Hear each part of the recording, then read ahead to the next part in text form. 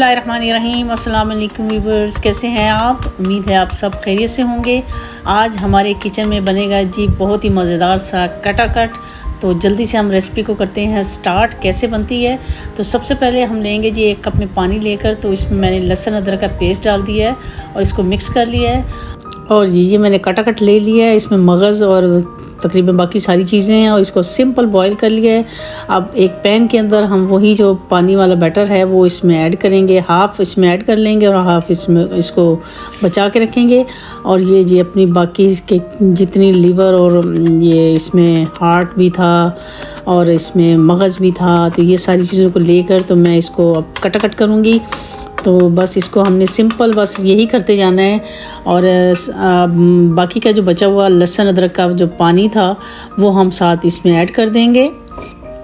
बस जी इसको हमने अब मिक्स करते जाना है। और जब ये अच्छी तरह से मिक्स हो जाएगा फिर हमने जी 2 अदद टमाटर लेकर तो इनको मैंने कट कर लिया था और साथ ही मैं इसमें डालूँगी हरी मिर्च 3 से 4 अदद। और ये मैंने इसमें डाल के तो अब हम इसको रख देंगे जी, ढक कर रखेंगे तकरीबन 5 मिनट के लिए, ताकि हमारा जो टमाटरों का छिलका है वो इजीली रिमूव हो जाए जी। तो अब हमने इसको भी कटाकट कर लेना है टमाटर डाल के और इसको सबको मिक्स करना है।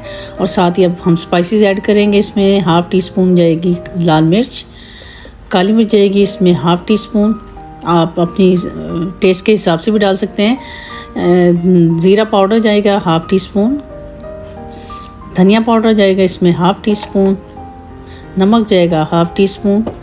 और बस इसको हमने फिर से इसको अब भुनाई इसकी करनी है, साथ साथ हम इसको कटाकट करते जाएंगे। और अब इसमें ऐड करेंगे हम घी, तकरीबन 1 टेबल स्पून के बराबर मैंने इसमें घी ऐड किया है।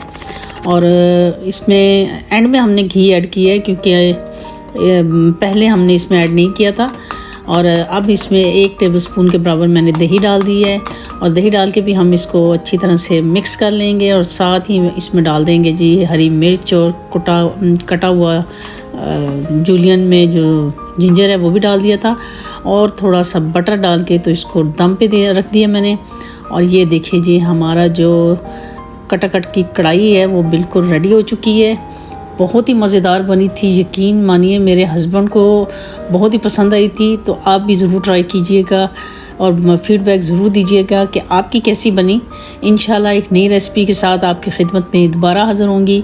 तब तक के लिए मुझे अपनी दुआ में याद रखिए और इजाज़त दीजिए। अल्लाह हाफिज़।